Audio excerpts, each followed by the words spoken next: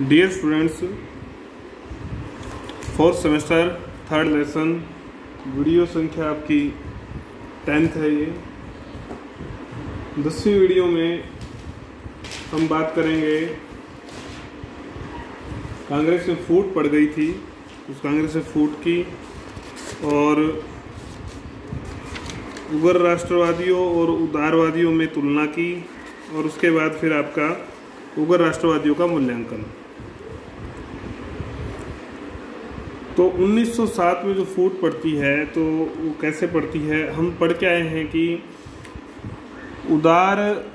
उग्र राष्ट्रवादी जो थे वो तंग आ चुके थे धीरे धीरे कि ये जो भिक्षावृत्ति के जो तरीके हैं, शिष्टमंडल वगैरह, ये 20 साल हो गए थे, एक लंबा समय बीत चुका था और उसका परिणाम कुछ नहीं निकला था।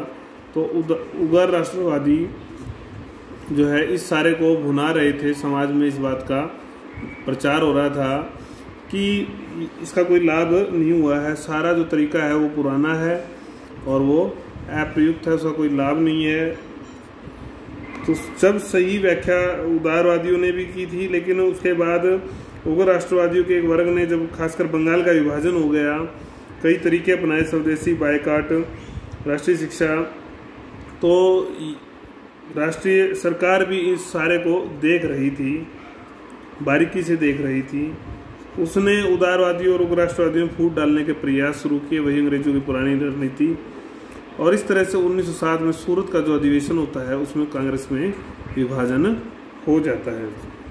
इस विभाजन की जो नींव है वो वैसे तो 1905 का जो बनारस या वाराणसी अधिवेशन बोलते हैं हम, उसमें ही पड़ गई थी।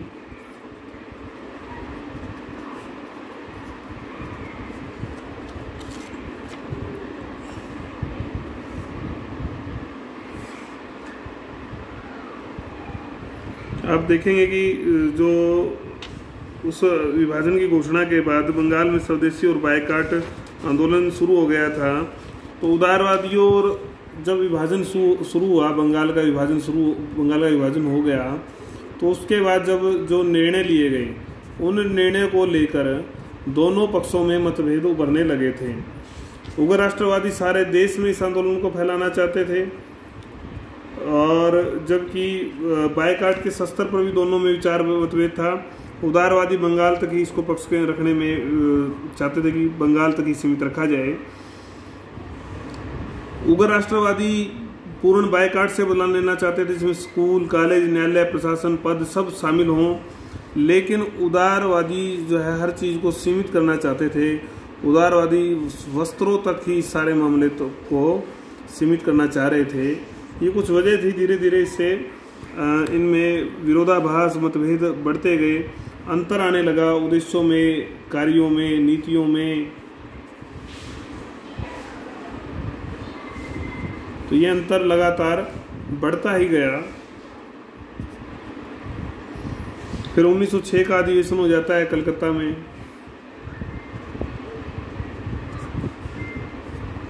इसमें विपिन चंद्र पाल, तिलक, लाला लाजपत राय सारे देश में आंदोलन को फैलाते हैं।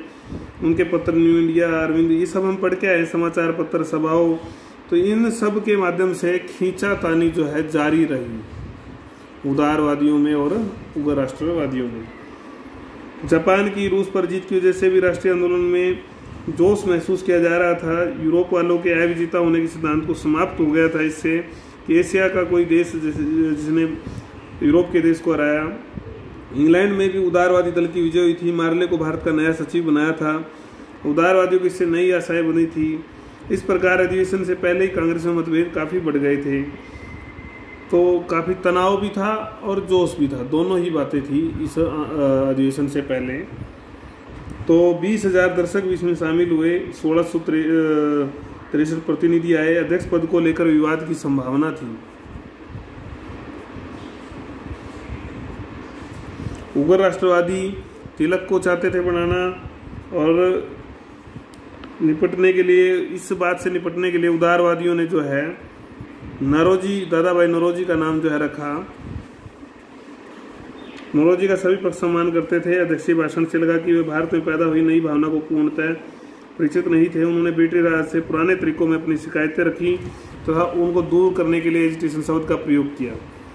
नौरोजी ने पहली बार कांग्रेस मत से स्वशासन शब्द का प्रयोग भी किया, वेरी इंपॉर्टेंट। अब उन्होंने स्वराज की प्राप्ति को कांग्रेस का उद्देश्य बताया, परंतु आगे इसकी व्याख्या नहीं की गई, व्याख्या नहीं हुई। स्वराज का प्राप्ति का उद्देश्य जरूर 4 प्रस्ताव पास किए गए। बायकाट, स्वदेशी, राष्ट्रीय शिक्षा, बंगाल विरोधी प्रस्ताव थे, लेकिन शब्दावली जो थी वो नरम थी, उसको लेकर दोनों पक्षों में मतभेद थे। तो इस तरह से हालांकि इस चीज़ों को स्वीकार कर लिया गया था। फिर सूरत अधिवेशन होता है 1907 में, उसमें आखिर में ये मतभेद इतने बढ़ जाते हैं कि आखिर में विभाजन ही हो जाता है। इसको आप डिटेल में भी पढ़ सकते हैं, अगर पढ़ना चाहते हैं तो ये आपको आपके बुक में मिल जाएगा, या रेफरेंस बुक्स जो आपको बता रखे वहाँ पर भी मिलेगा।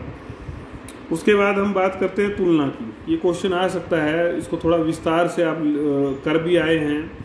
उदारवादियों के आपने नेता भी पढ़े हैं, नेतृत्व जो नेता थे कौन कौन से थे, दादा भाई नौरोजी, फिरोज शाह मेहता, गोपाल कृष्ण गोखले, D.A. वाचा, और उधर उनके नेता थे लाल बाल पाल, अरविंद घोष। वैचारिक प्रभाव कैसा था? उदारवादी पश्चिमी को श्रेष्ठ मानते थे, जबकि उग्र राष्ट्रवादी भारतीय सभ्यता और संस्कृति को श्रेष्ठ मानते थे। उद्देश्य क्या था? उदारवादियों का कर्मिक सुधार था, और जबकि उग्र राष्ट्रवादी स्वराज को चाहते थे। साधनों में बड़ा अंतर था, प्रार्थना, समरण पत्र, शिष्टमंडल, और इनके बायकाट था, अभी हमने पढ़ा, स्वदेशी था, बहिष्कार था, राष्ट्रीय शिक्षा थी। तो फिर सिद्धांत विचारधारा भी हम पढ़कर आए हैं। उग्र राष्ट्रवादी आत्मशक्ति, स्वदेशी में जनशक्ति में, स्वराज में विश्वास रखते थे। जनाधार, इनका जो जनाधार था वो ऊंचे पढ़े लिखे लोगों में ही था, और जो उग्र राष्ट्रवादी थे उनका मध्यम वर्ग और युवा वर्ग में विशेष जनाधार था। तो ये हमने क्या पढ़े? तुलना। लेकिन ये तो हमने बहुत छोटा सा पढ़ा है कि अगर आपको 16 अंक में या बड़े प्रश्नों में लिखना हो तो हम सारा पढ़कर आ चुके हैं। आपने जब इन सब चीज़ों को बल्कि एक एक वीडियो में हमने अलग अलग से समझा है, तो आपके लिए लिखना जो है कोई मुश्किल नहीं होने वाला है, अगर आपने ध्यान से पढ़ा होगा तो। अब है उग्र राष्ट्रवादियों का मूल्यांकन, कि उन लोगों ने जो काम किया, जो योगदान था वो कैसा था, उनका कितना अच्छा था, कितना बुरा था। पहले हम योगदान को देखेंगे, पॉजिटिव पॉइंट देखेंगे, फिर हम नेगेटिव पॉइंट देखेंगे। राष्ट्रीय आंदोलन को संघर्षशील उन लोगों ने बनाया, ये बिल्कुल ठीक है, क्योंकि उदारवादी तो केवल प्रार्थना करते रहते थे, उससे कोई परिणाम नहीं आया था। तो इन लोगों ने संघर्षशील उसको बनाकर परिणाम की ओर जो है बढ़ाया। उन्होंने परित्याग कर दिया इसका, प्रार्थना का। दबाव और संघर्ष का रास्ता उन्होंने अपनाया। दबाव का जो रास्ता है वो अपनाते हैं, संघर्ष का रास्ता अपनाते हैं। उन्होंने कहा कि दशा सुधारने के लिए स्वयं प्रयास करने होंगे। वही बातें हैं, दोबारा रिपीट हो रही हैं। मोहताज नहीं होना चाहिए किसी का, कृपा का, खुद ही प्रयास करना पड़ेगा। त्याग और बलिदान जरूरी है, और वो आम आदमी से ही शुरू होगा। जन साधारण को इसके लिए लगना होगा, तत्पर होना होगा। तिलक ने सरकारी दमन और नीतियों का विरोध किया, जेल को भी स्वीकार किया। विपिन चंद्र पाल हम पढ़ के आए हैं, स्वावलंबन पर जोर दिया था। वही बातें हैं, इनको आप कितना ही जोर देना, कितना ही इनको मतलब दोबारा रिपीट हो रही हैं। टैगोर ने आत्मशक्ति पर बल दिया, आत्मशक्ति का सिद्धांत दिया। तो कुल मिलाकर इन्होंने युवाओं को इन सारे सिद्धांतों से आकर्षित किया और राष्ट्रीय आंदोलन को संघर्षशील, बलिदान और इसका पाठ जो है पढ़ाया। तो ये पहला बिंदु था हमारा। दूसरा बिंदु है गौरव जगाया। किस चीज़ का गौरव जगाया? प्राचीन जो भारतीय धर्म था, संस्कृति थी, उसके प्रति पश्चिमी सभ्यता के जो ये अंग्रेज थे, इन लोगों ने हमारे दिलो दिमाग में ये भर दिया था कि तुम श्रेष्ठ नहीं हो, तुम्हारा पतन हो चुका है, तुम तो किसी चीज़ के भी योग्य नहीं हो, अयोग्य लोग हो। तो इस सब चीज़ों को उग्र राष्ट्रवादियों ने इस जाल को काटा और गौरव को पुनः स्मरण कराया। इसमें विवेकानंद, दयानंद, बंकिम चंद्र सब ने बड़ा योगदान दिया। इनके विचारों को स्वीकार किया गया था इन नेताओं के द्वारा, इनका प्रसार किया गया, वेदांत उपनिषदों की महत्ता को बताया गया। अरविंद ने भी जो है हिंदू धर्म के बारे में लिखा ही है कि ये मार्ग है, हिंदू धर्म में ही जो है ये मार्ग है स्वतंत्रता का, ये उपदेश देते हैं, इससे ही हमें स्वतंत्रता प्राप्त हो सकती है, ऐसा भी उन्होंने कहा। तो प्राचीन इस प्रकार से प्राचीन संस्कृति सभ्यता धर्म के प्रति जो है गौरव जगाकर उन्होंने स्वाभिमान पैदा किया आम समाज के अंदर, जो स्वाभिमान मर गया था। धार्मिक तरीके प्रतीक इन सब चीज़ों को हम पढ़ाए हैं, इन्होंने अपनाया था, वही रिपीट हो रहा है ये।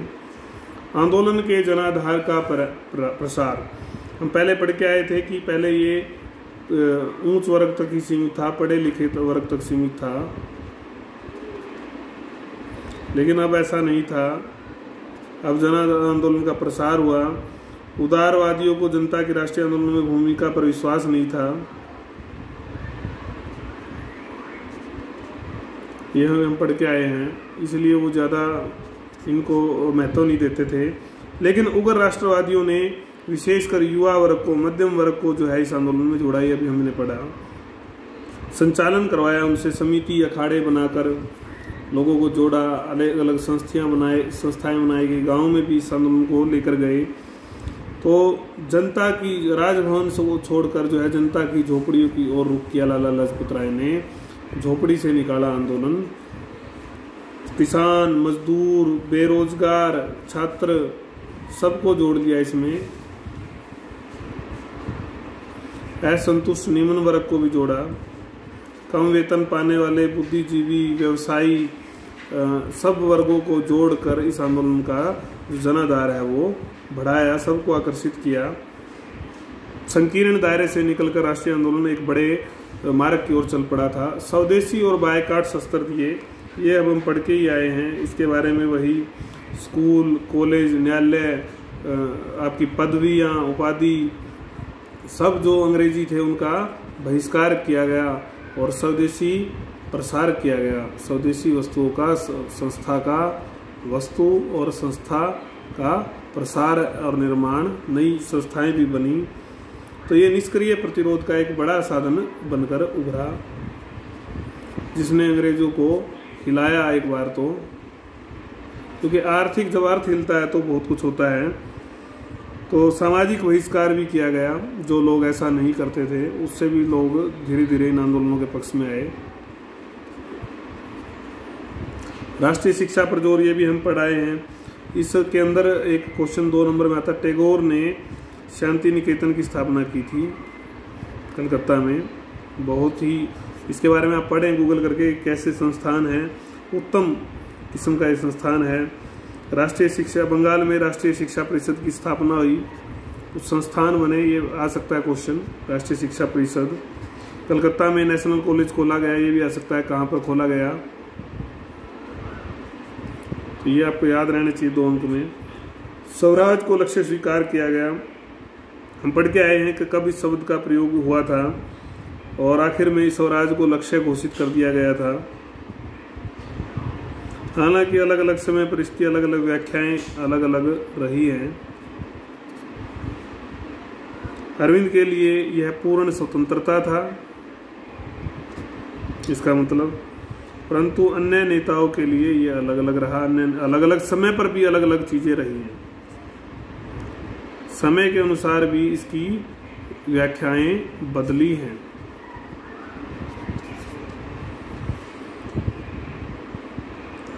परंतु यह सही है कि उन्होंने स्वराज की बात को लोगों तक पहुंचाने में सफलता प्राप्त की, क्योंकि अभी तक तो विचार ही नहीं जा रहा था।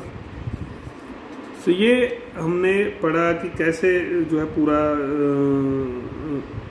आंदोलन चलता है और उसमें उग्र राष्ट्रवादियों की जो भूमिका है, उसका जो इनके पॉजिटिव पॉइंट है, सकारात्मक पॉइंट है, कैसे इन्होंने आंदोलन को एक नई दिशा दी, इस संबंध में हमने पढ़ा।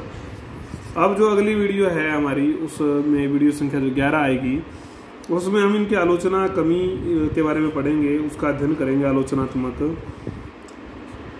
इस बीच में अगर आपकी कोई क्वेरी, कोई क्वेश्चन हो तो वही हमारी व्हाट्सअप जो आपका ग्रुप है उसमें भी सबसे संबंधित है, और अगर नहीं तो पर्सनल भी आप मैसेज करके किसी भी समय पूछ सकते हैं। आप पढ़ें और फीडबैक ज़रूर दें। कोई कमी अगर आपको वीडियो में नज़र आती है, वॉइस की, वीडियो क्वालिटी की कोई भी, तो वो भी आप बताएं ताकि उसको सुधारा जा सके।